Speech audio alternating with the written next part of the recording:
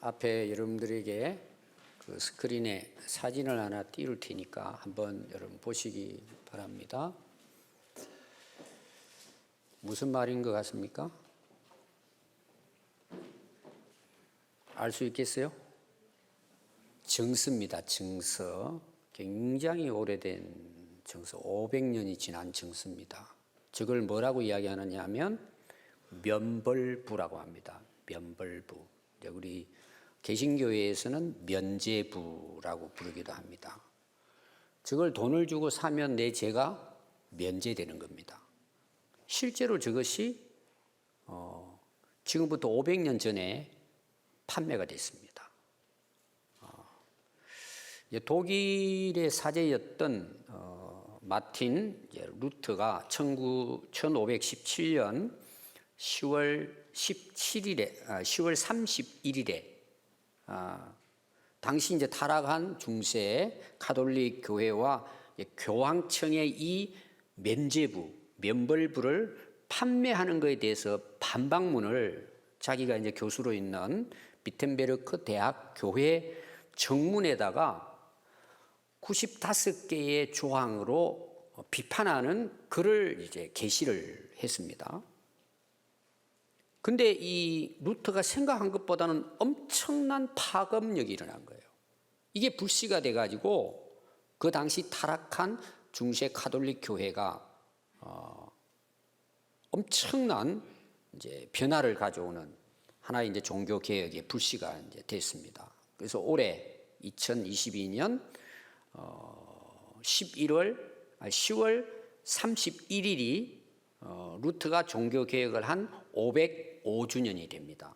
그래서 세계 교회는 10월 달 마지막 그 주일을 이제 종교 개혁 주일로 지키고 있습니다. 그 당시 이제 이 로마 가톨릭 교회의 부패상은 이루 말할 수가 없었습니다. 그러다 보니까 이제 뭐예요? 이런 부패가 따라오면 주로 뭐가 같이 올까요? 우리가 이제 오늘날 사회도 마찬가지입니다. 타락하고 범죄가 성행하고 했을 때 거기에 항상 원인이 있단 말이에요. 항상 따라오는 원인이 뭘 것 같아요? 여러 가지 있습니다. 이건 지금의 우리가 살아가는 사회에도 나타나는 현상입니다. 돈의 문제예요, 사실은.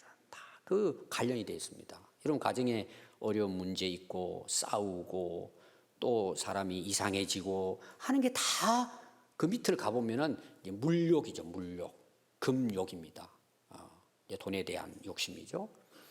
그 당시 가톨릭 교회가 부패했단 말이에요. 그럼 거기도 뭐가 있을 것 같아요?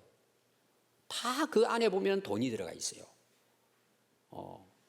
그러다 보니까 다 이제 예를 들면 이제 돈 때문에 문제가 생기니까 그 교회가 운영이 돼야 되는데 문제가 생길 거잖아요. 적자가 있는 거죠.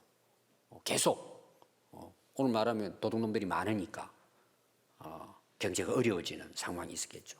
근데 그 당시 교황 이제 레오 10세라는 교황이 이제 성당을 크게 대형 이제 성당을 만듭니다. 그게 성 베드로 대성당입니다. 그걸 이제 건축을 하려고 하니까요. 재정이 모자라잖아요. 그럼 이걸 어떻게 완공을 할까? 머리를 썼는데 기발한 머리를 쓴 거예요. 면벌부를 만든 거예요. 정서를 만들어 가지고 그걸 판매하는 것입니다. 이거 사면은 너희들의 죄를 면제받고 벌을 면제받는다. 그렇게 이제 판매하는데 그걸 가지고 이제 장사를 해서 성당을 이제 짓는 거죠. 근데 신부들이 이제 그걸 모금을 해야 되잖아요. 그럼 설교 시간에 그거를 이제 헌금하라고 이제 설교를 해야 되잖아요. 근데 실제로 어떻게 설교를 했냐 하면은 누구든지 자기 죄를 회개하고 기부금을 내면 죄를 용서받을 수 있다. 돈이 이 상자 속에 헌금함입니다. 짤랑하고 들어가는 순간 영혼은 지옥의 불길 속에서 튀어나오게 된다. 실제로 이 설교를 했습니다. 여러분 그 당시 이게 통했을 것 같아요? 안 통했을 것 같아요? 통한 거예요. 500년 전입니다. 여러 가지 여러분 이유가 있습니다. 그 당시 가톨릭 교회는요, 성도들은 성경책이 없어요. 또 그 당시 사제들, 신부들이 가지고 있는 성경은 라틴어로 되어 있어요. 일반 성도들이 일반 사회에서 사용하는 언어가 아니었단 말이에요. 라틴어예요. 굉장히 어려워요. 그게 이제 교회에서만 신부들이 읽었고, 그걸 이제 오늘 말하면 이제 미사 드리러 오면 그걸 읽어주고 하고, 그냥 평성도들은 거의 성경책이 없어요. 그러니까 성경을 몰라요. 또 알려주지도 않아요. 성경에 뭐가 있는지도 몰라요. 그리고 이제 신부가 가르친다든지 교황청에서 법을 만들면 그냥 그거 따르는 거예요. 그러니까 무지한 거죠, 성경에 대해서. 그리고 그 당시 또 뭐예요? 지적으로도 좀 떨어져 있었겠죠. 그러니까 그냥 신부가 말하면 그게 옳은 걸로 생각하는 거예요. 이렇게 설교하면은 그걸 사서 진짜 가지고 있으면 내 벌을 안 받는다. 이렇게 또 생각을 하고 그걸 사게 됐던 것입니다. 근데 그 중요한 내용이 뭐냐 하면은, 여러분, 죄에 대해서는 벌 받아요, 안 받아요? 우리가 사회에서 벌 받잖아요. 나쁜 짓 하면은 감옥 가고, 자기가 죄를 지었으면 거기에 대한 벌을 받게 돼 있습니다. 근데 이 캐톨릭에서는 이 면벌부를 팔면서 이걸 나눠버린 거예요. 예수님이 우리를 위해서 십자가에 돌아가신 것은 우리의 죄를 용서해 준 거라는 거죠. 맞는 말이죠. 죄를 용서했어요. 그런데 벌은 남는다는 거예요. 벌은 받아야 된다는 거예요. 그러기 위해서 이 벌을 안 받으려면 어떻게 해야 되느냐? 너희들이 이 교황이 인정해 주는 면벌부 정서, 어떻게 보면 부적 같은 거죠. 이걸 사면은 그 액수만큼 벌이 면제된다는 내용이에요. 그래서 이 남아있는 벌을 받아야 되는데, 이 세상에서 받든지 아니면은 갑자기 죽잖아요. 그럼 그걸 연옥에 가가지고 거기서 이걸 벌을 받아야 된다는 거예요. 이걸 다 받고 면제가 돼야 천국 간다는 내용이에요. 근데 그런 그 벌을 면제받는 것에는 여러 가지 이제 그 당시 방법이 있었어요. 그 중에 이제 선행이에요. 좋은 일을 많이 하는 거죠. 내가 좋은 일을 많이 할수록 뭐예요? 벌 받을 것이 이제 줄어든다는 내용이에요. 그 다음에 이제 순례입니다. 성지를 이렇게 다니면서 순례하면서 참여하는 거죠. 자기 죄를 이렇게 돌아보고. 이거 이제 어떻게 보면 자기를 이제 정결하게 하는 이런 하나의 이제 또 순례. 그 다음에 이제 금식, 금욕, 자선, 이런 걸 통해 가지고 자기 벌이 조금씩 줄어든다고 생각했습니다. 근데 얼마나 많이 해야 줄어들까요? 이거 아무도 모르는 일이죠. 근데 가장 확실하고 가장 쉽고 간단하게 벌을 면제받을 수 있는 게 뭐냐 하면, 돈을 주고 면벌부를 사면 된다는 거예요. 간단하게. 그리고 그걸 뭐예요? 교황이 사인을 해주는 거예요. 그럼 그거 갖고 있으면 뭐예요? 벌 면제해 주는 거예요. 여러분, 정말 벌을 면제받을 수 있을까요? 그거 정서를 사면. 아까 제가 종이 보여드렸죠. 이게 이제 한두 개가 아닙니다. 여러 것이 있어요. 아마 그런 것 같아요. 돈 좀 많이 내는 사람은 좀 글자를 좀 세게 쓰고, 좀 덜 내면은 뭐 적당히 쓰고, 뭐 이렇게 했는지 하여튼 그 정서들이 많이 있습니다. 여러분, 인간의 선행, 선한 행실, 뭐 자선, 공로, 또 재산을 많이 갖고 있으면 돈을 헌금을 많이 한다고 내 죄에 대해서 벌이 면해질 수 있을까요? 아마 이게 세상에서는 통할지 몰라요. 내가 죄를 지었지만 돈 많으니까 변호사 많이 사가지고, 또 뭐 예를 들어서 또 판사하고 좀 짜가지고 돈을 좀 뭉팅이 좀 주고, 그렇게 해서 자기가 감옥 안 갈 수는 있을 거예요. 그러나 그 죄가 없어질까요? 그럼 그게 가능할까요? 인간의 노력으로. 우리는 어떤 경우 그런 게 있죠. 내가 좀 착실하게 바르게 살려고 하니까 내 마음에는 뭐예요? 위로가 되겠죠.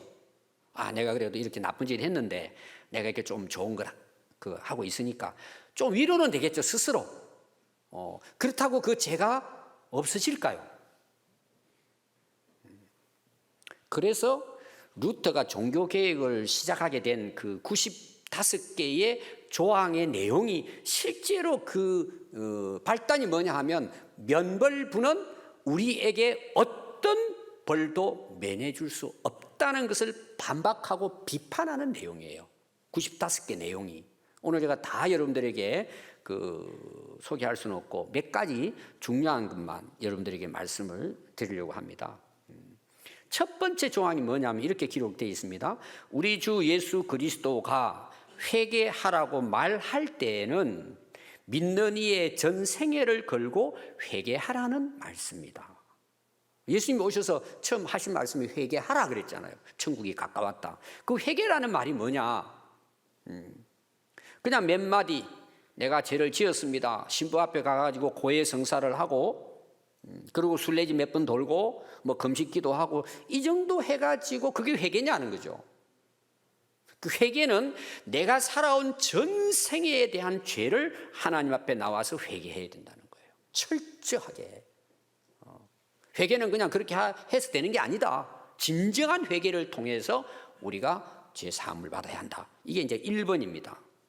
5번에는 어떻게 기록되어 있느냐 하면 교황은 자신의 근한이나 교회 법의 근한 밖의 어떤 벌도 면제할 수 없다. 이 말은 뭐냐 하면 교황권이 교회가 만든 제도 안에서의 법이 있죠. 교회법이라고 보면 됩니다. 교회 안에서 이제 만든 법이죠. 우리나라는 헌법이 있듯이. 그럼 교황청에서 교황이 도장을 찍고 그 법을 만들었어요. 그럼 성도들이 교황이 만든 법을 어기면은 그 법에 따라서 벌을 받으면 되겠죠. 그러니까 교황이 벌을 면제해 주는 것은 교회 안에서 정해진 법 안에서만 가능하지 그 외의 그 죄에 대한 벌은 교황은 절대 면제할 수 없다. 이걸 이제 루터가 이야기를 했습니다. 이건 말은 무슨 말이냐면 교황이 면제부를 준다고 해서 죽어 연옥에 있는 자들의 그 죄에 대한 벌을 면제할 수 있느냐? 절대 불가능하고 이것은 사악한 인간의 쾌락이다. 잘못됐다. 이런 내용입니다. 21번을 보면요. 교황의 면벌부로 모든 벌에서 면제받고 구원을 받을 수 있다고 말하는 설교자나 그걸 판매하려고 설교자는 오류를 범하고 있다. 그것은 잘못이다. 그런 일은 있을 수 없다. 그 다음에 27번을 보면 연보궤 안에 던진 돈이 딸랑 소리를 내자마자 영혼은 연옥에서 벗어나온다고 하는 말은 인간의 학설이다. 인간이 만들어낸 것이다. 성경적인 게 아니라는 거죠. 또 32번에 보면 면벌부에 의하여 자신의 구원이 확실하다고 스스로 믿는 사람은 그것을 가르치는 사람들과 함께 영원히 저주를 받을 것이다. 불가능하다는 말이죠. 또 36분을 보면 진정으로 회개하는 그리스도인은 면벌부가 없어도 죄와 벌에서 완전히 사함을 받을 수 있다. 이게 하나님의 은혜로 되는 거죠. 또 50분은 교황을 향해서 이제 기록한 내용이에요. 자기 양들의 살과 뼈 그리고 가죽으로 성 베드로 성당을 짓느니 차라리 그것을 죄로 만들어 버리라는 거예요.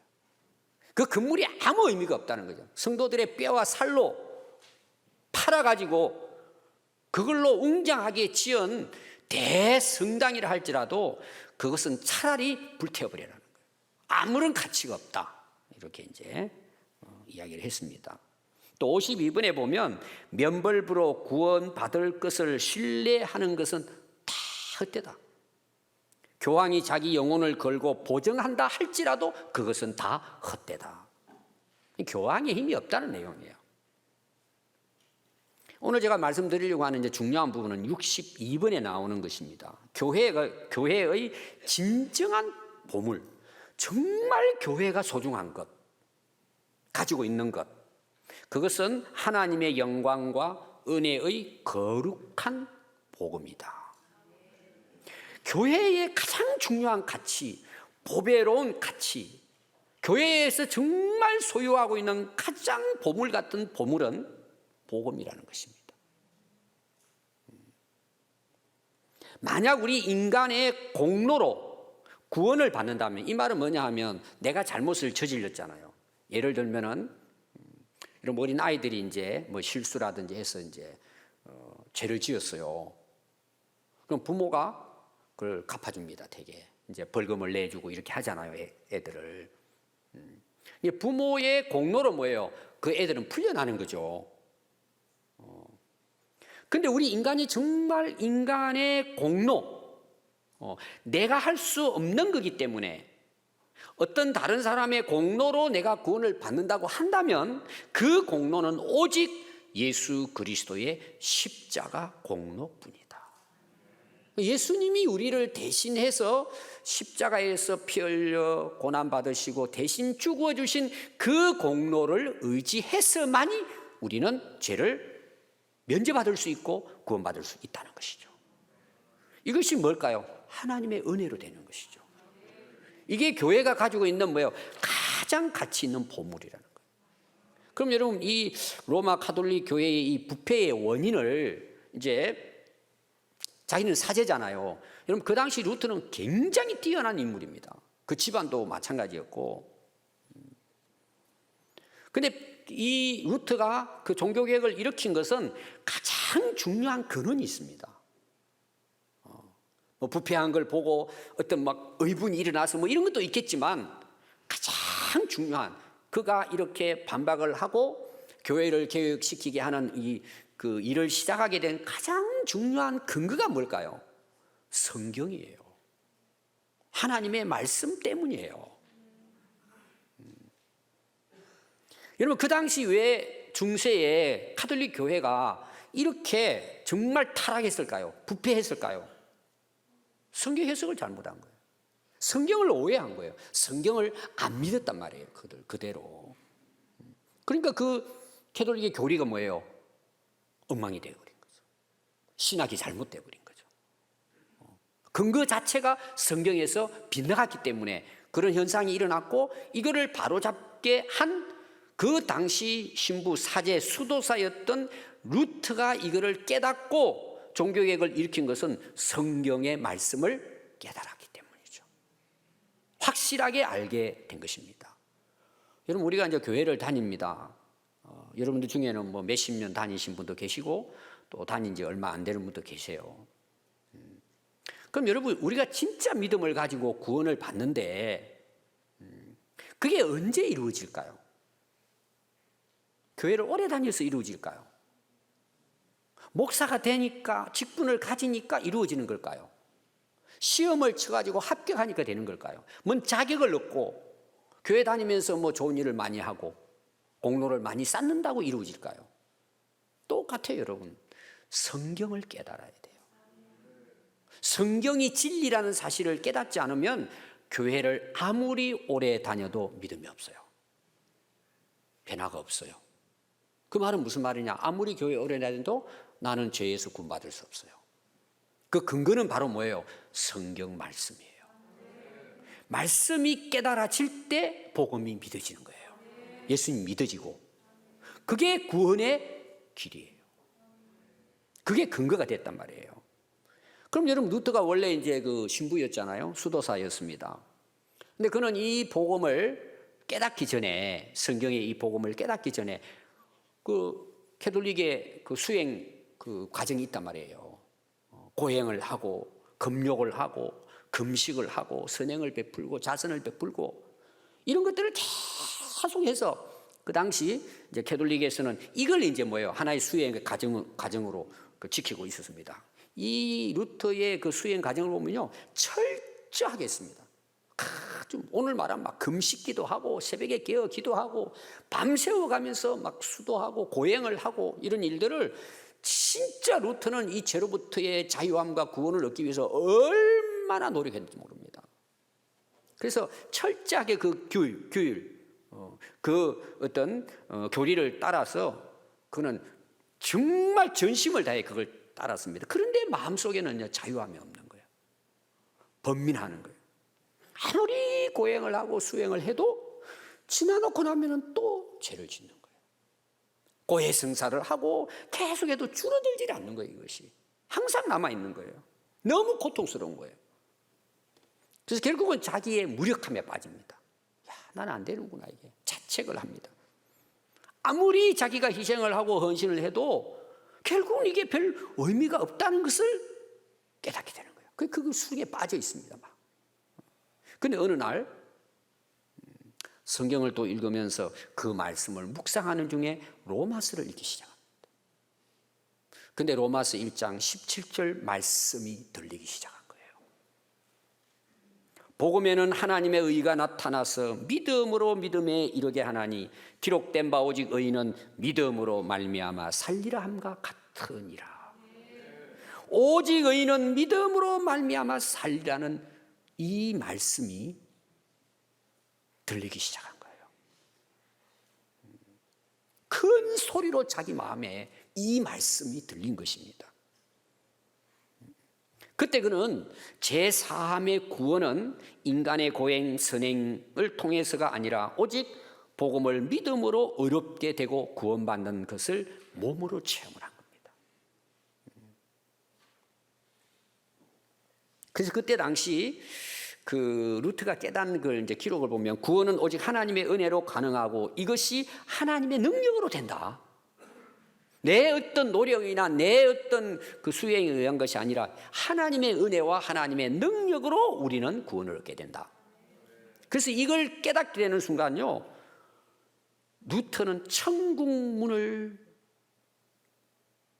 자기 안에 천국문이 열렸다고 표현을 했어요.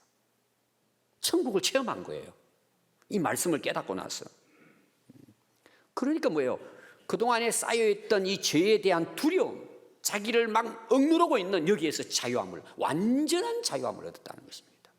그러니까 뭐예요? 기쁨과 평안이 자기 안에 몰려오게 된 것입니다. 그래서 그가 이제 저술한 그 작은 책자 그리스도인의 자유라는 그 작은 소책자가 있습니다. 거기 이렇게 기록을 했어요. 오직 믿음, 오직 은혜, 오직 성경만이 뭐예요? 우리를 죄에서 구원할 수 있다. 이게 이제 그의 뭐예요? 종교 개혁의 하나의 중요한 핵심이 된 것입니다. 자, 오늘 여러분 읽은 말씀 사도 바울이 로마 교회에 전한 편지의 내용입니다. 그러므로 나는 할 수 있는 대로 로마에 있는 너희에게도 복음 전하기를 원하노라. 내가 복음을 부끄러워하지 아니하노니 이 복음은 모든 믿는 자에게 구원을 주시는 하나님의 능력이 됨이라. 먼저는 유대인에게요, 그리고 헬라인에게로다. 복음에는 하나님의 의가 나타나서 믿음으로 믿음에 이르게 하나니 기록된 바 오직 의인은 믿음으로 말미암아 살리람과 같으니라. 자, 오늘 그 세 구절 가운데 복음이라는 단어가 몇 번 나올까요? 한번 여러분 잠시지만 찾아보십시오. 오늘 15절부터 17절에 복음이라는 말이 몇 번 나오는지. 몇 번 나오죠? 예, 4번 나옵니다. 4번. 숫자가 중요한 건 아닌데 4번이 나온다는 것은 굉장히 중요하다는 이야기예요. 그럼 복음이라는 말이 뭐냐? 복은 복자거든요. 음은 소리, 기쁨의 소식이라는 거예요. 좋은 소식이라는 말입니다. 그럼 뭐가 좋은 소식일까? 마가복음 1장 1절에 보면 하나님의 아들 예수 그리스도의 복음의 시작이라 그랬어요. 예수 그리스도를 통해서 복음이 시작됐다, 이런 이제 내용입니다. 또 마가복음 1장 14절에 보면 요한이 잡힌 후 예수께서 갈릴리에 오셔서 하나님의 복음을 전파해요. 예수님이 이르시되 때가 찼고 하나님의 나라가 가까웠으니 회개하고 복음을 믿으라 하시더라. 복음을 믿으라는 거예요. 그럼 여러분 그 복된 소식, 기쁨의 소식의 내용이 뭘까요?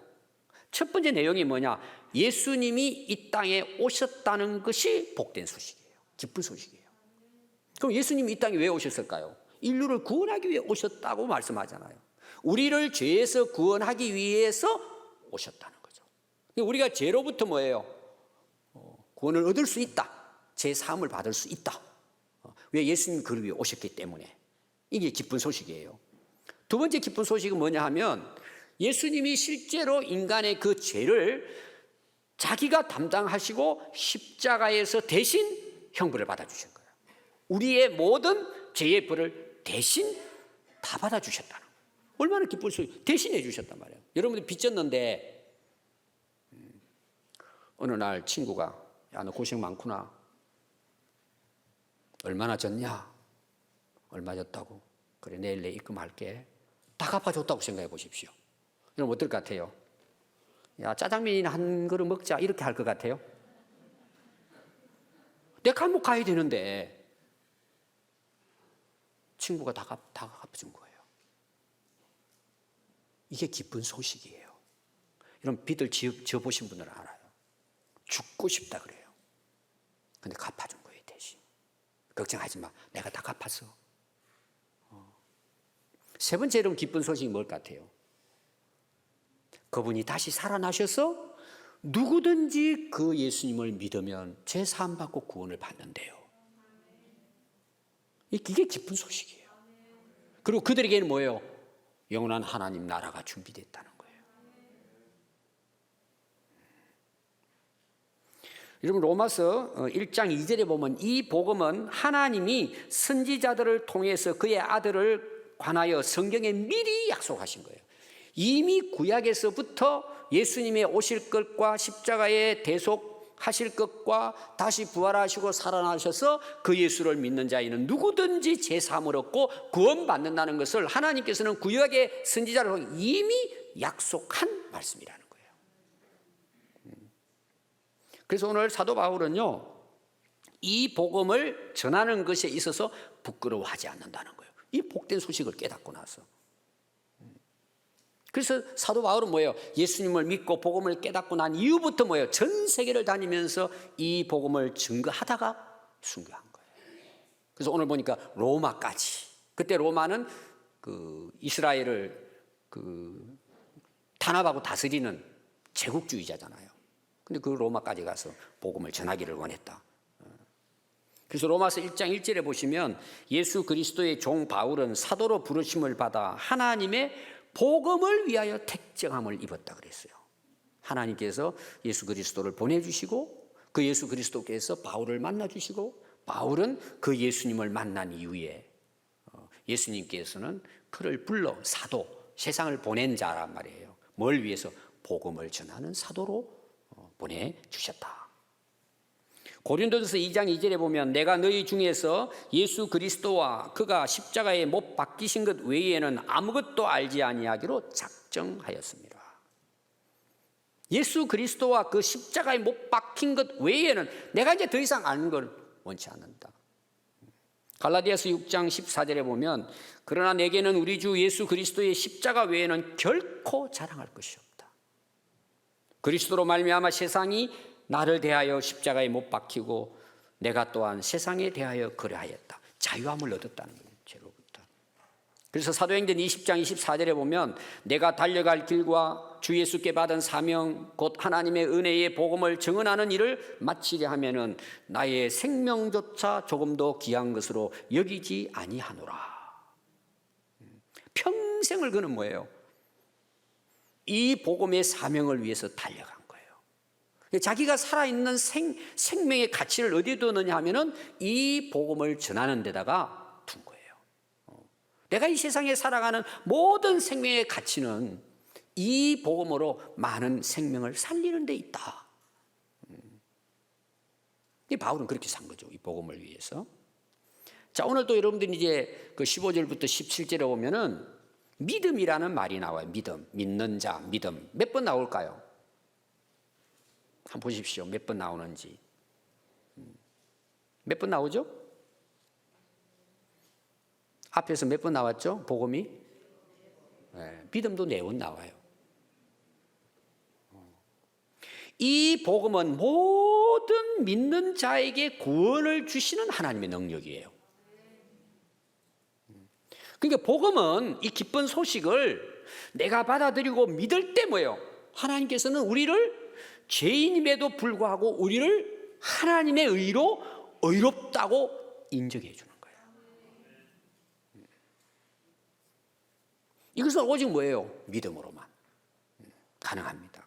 그래서 로마서 3장 22절에 보면 곧 예수 그리스도를 믿음으로 말미암아 모든 믿는 자에게 미치는 하나님의 의니 차별이 없느니라 그랬어요. 그 차별이라는 게 굉장히 중요해요.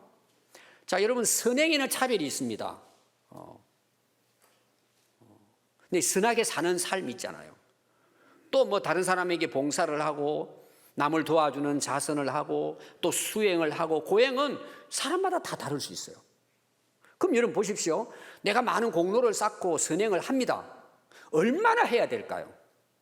내가 제 사함을 받고 구원을 얻으려면, 내가 영생을 얻고 천국 가려면 얼마나 많은 공로를 쌓아야 할까요? 아무도 몰라요. 근데 그 공로는 사람마다 차이가 있어요. 예를 들어 기도를 한다 그러면 1시간 기도한 사람하고 10시간 기도한 사람은 차이가 있겠죠. 예를 들면.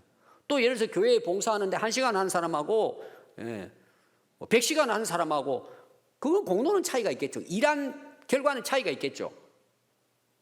그런데 하나님이 인정하는 의는 차별이 없어요. 내가 공로를 얼마나 쌓았냐 하고 아무 상관없이 뭐예요? 오직 믿음으로만 모두가 차별 없이 하나님이 의롭다고 우리를 인정해 주신다는 거예요. 그게 믿음으로 해요. 믿음으로. 왜? 앞에서 이야기했습니다. 예수님이 어떻게 했다고요? 복음 다 이루어 놓으셨기 때문에 그렇다는 거예요. 그래서 로마서 3장 28절에 보면 그러므로 사람이 의롭다 하심을 얻는 것은, 하나님 앞에서 의롭다고 인정받는 것은 율법의 행위가 아니고 믿음으로 되는 줄 우리가 인정하는 거예요. 하나님 믿음으로 우리를 그렇게 의롭게 하신다는 것입니다. 그래서 우리가 잘 아는 요한복음 3장 16절에 보면 하나님이 세상을 이처럼 사랑하사 독생자를 주셨으니 이는 저를 믿는 자마다 멸망하지 않고 영생을 얻는 것입니다. 믿음으로만 구원을 받는다는 것이죠. 또 요한복음 6장 40절에 보면 내 아버지의 뜻은 아들을 보고 믿는 자마다. 자, 하나님의 뜻이 나와요. 하나님 아버지 뜻이 있어요. 하나님의 뜻이 뭘 것 같아요?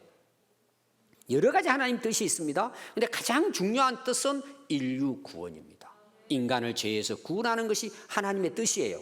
그것이 인간이 범죄하고 난 이후부터 마지막 종말 때까지 하나님의 뜻과 계획은 한 영혼이라도 구원하고자 하시는 것이 하나님이 가지고 있는 뜻이에요.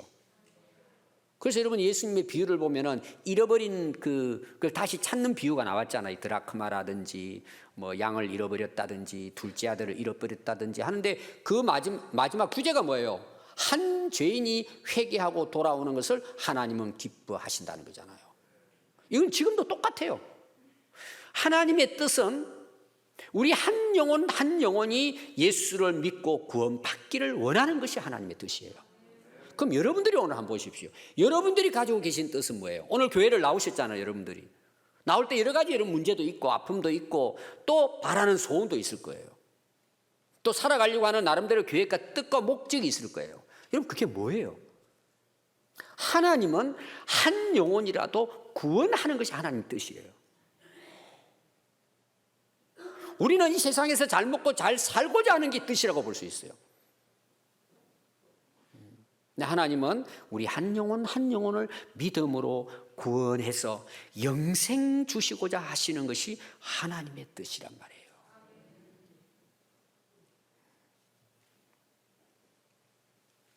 이렇게 하나님이 복음을 통해 믿는 자를 구원하시는 것이 하나님의 지혜이고 하나님의 능력이라는 거예요. 하나님이 우리 인간을 구원하는 방식, 그게 지혜고 그거를 십자가를 통해서 우리를 구원해낼 수 있는 것이 하나님의 능력이란 말이에요. 여러분 인간의 근본적인 문제는 세 가지입니다. 하나는 죄의 문제예요. 여러분 행복하지 못한 사람들 여러 가지 환경적인 요인이 있습니다. 그러나 실제적으로는 자기 안에 있어요. 죄의 문제, 뿌리는 죄예요. 오늘 여러분 우리나라 경제적으로 얼마나 성장했습니까? 세계의 10위권에 들어갑니다. 근데 여러분 한번 보십시오. 뉴스 한번 보십시오. 좋은 것보다는 다 안 좋은 뉴스들이 많아요. 그 안 좋은 뉴스들이 전부 다 그 근원은 뭐예요? 죄의 문제예요. 사기치고 속이고 음모를 꾸미고 가짜 뉴스 만들어가 남 죽이고. 이거는 여러분 정치권만이 아니에요. 어느 단체라든지 회사라든지 교회 안에서도 마찬가지고 그럼 가정 안에서도 마찬가지예요. 그 뿌리는 전부 다 죄의 문제예요. 인간의 죄성 때문이에요. 여러분 개인의 삶도 마찬가지예요. 여러분들 다 남 탓하잖아요. 환경 탓하잖아요. 누구 때문에. 실제로 자기 안에 죄예요, 여러분, 뿌리는. 그럼 어떻게 인간이 이 죄를 해결할 수 있습니까? 여러분, 죄의 결과는 뭔 줄 아세요? 사망입니다. 죽음이에요. 여러분, 세상에서도 아주 악질적인 죄를 지은 사람은 사형시키잖아요. 죽이잖아요. 죄의 결과는 여러분, 불행이고 사망이에요. 벌 받아요, 여러분. 그러면 이 인간의 죽음을 어떻게 해결할 수 있습니까? 사람들은 죽으면 끝난다고 생각합니다. 그래서 스스로 생명을 끝마치는 사람도 있잖아요. 근데 성경은 뭐라 그래요? 하나님의 심판이 있어요. 죽고 난 다음 끝이 아니에요. 하나님 앞에 다 서요, 여러분. 절대 여러분 세상에 숨겨뒀다고 그 죄가 끝나는 게 아니에요. 다 드러나게 돼 있어요, 여러분. 그대로 심판을 받는 거예요. 그 심판이 뭐가 간 줄 아세요? 이제 우리 가을이 돼서 추수하잖아요. 수확하잖아요. 그러면 알곡과 쭉정이를 구분합니다. 그게 심판이에요. 영원한 하나님 나라에 들어갈 사람하고 영원히 형벌받아야 할 사람하고 나누는 게 심판이에요. 자, 이걸 우리가 어떻게 해결할 수 있어요? 근데 많은 사람들은 이거 별로 신경 안 써요. 그냥 오늘 먹고 사는 거, 잘 먹고 잘 사는 거, 즐기는 것, 많이 가지고 누리는 것, 여기만 사람들이 관심이 있어요. 실제로 그들의 삶은 죄로, 죽음으로, 심판으로 끝나는데 몰라요. 그러면 하나님의 뜻이 뭘 같아요? 여기에서 우리를 구원하기를 원하시는 것이 하나님의 뜻이란 말이에요. 그게 뭐예요? 복음을 통해서 믿음으로 이루어지도록 하나님께서 좋은 소식을 우리에게 전해준 것입니다. 그럼 여러분, 누가 우리를 죄와 죽음과 사망에서 건져줄 수 있어요? 사람의 힘으로 할 수 있습니까? 자기 공로와 노력으로 선행으로 할 수 있습니까?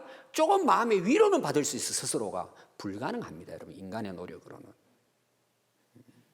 그래서 하나님께서 이 땅에 예수님을 보내주시고 우리의 죄를 대신해서 십자가에 돌아가시게 하시고, 요한복음 19장 30절에 보면 예수께서 신포도주를 받으신 후에 이르시되 다 이루었다 하시고 그 영원히 떠나십니다. 돌아가셨어요.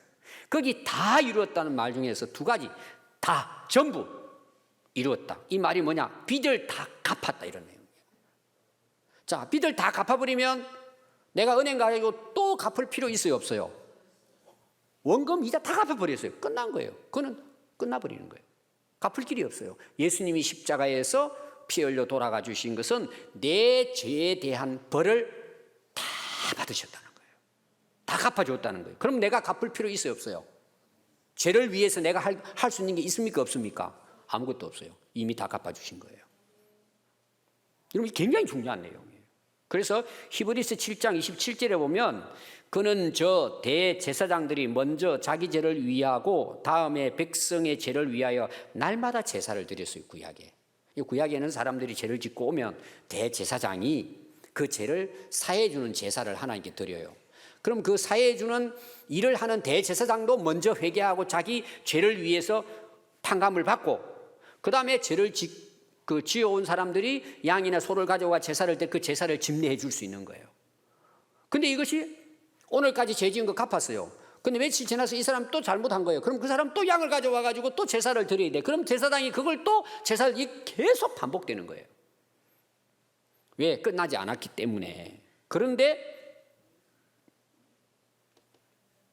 그렇게 할 필요가 없으니 이는 예수님께서 단번에 자기를 드려 완성했다는 거예요. 단번에 끝냈다는 거예요, 십자가에서. 또 히브리서 9장 12절에 보면 염소와 송아지의 피로 하지 아니하고, 구약에는 이제 그 피를 흘려서 내 대신해서 벌 받았다.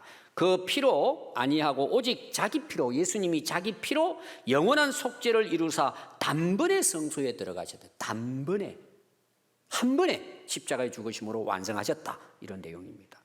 히브리서 9장 28절에도 이와 같이 그리스도도 많은 사람의 죄를 담당하시려고 단번에 자기를 드리셨다, 완성하셨다. 성경은 이런 내용이 계속 나오고 있습니다.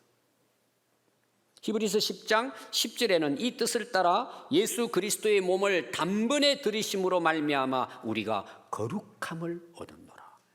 십자가의 죽으심으로 다 끝났어요, 우리 모든 죄에 대해서. 그러니까 우리가 예수님을 믿고 죄 용서를 받고 구원받는다는 것은 우리 입장에서 쉽게 생각할지 모르지만 하나님은, 예수님은 값비싼 자기 몸을 다 들여 희생한 대가로 우리가 구원을 얻게 된 것입니다. 그걸 은혜라고 하는 것이죠. 그래서 고린도후서 13장 4절에 보면 그리스도께서 약하심으로 십자가에 못 박혔으나, 이 약하다는 말은 뭐냐 하면 죄인이 아니신데 우리의 인간의 죄를 자기가 짊어지시고 죄인처럼 십자가에 못 박히셨다는 거예요. 우리를 대신해서. 그런데 하나님의 능력으로 살아나시고, 우리도 그 안에서 약하여졌으나 하나님의 능력으로 그와 함께 다시 살아났다는 거예요. 하나님의 능력으로 예수 그리스도가 십자가의 대속을 하시고 다시 살아나시고, 우리는 그 안에서 믿음으로 하나님의 능력에 의해서 우리도 다시 영생을 얻게 됐다는 내용입니다. 고린도전서 1장 17절 보면 그리스도께서 나를 보내심은 세례를 베풀게 하려 하심이 아니요 오직 복음을 전하게 하려 하심이로다.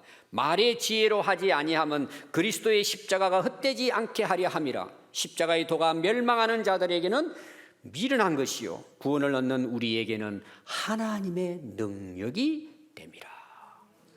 우리가 그를 믿음으로 구원받는 것은 이게 하나님의 능력으로 됐다는 내용이에요. 인간의 노력과 능력이 아니란 말이에요.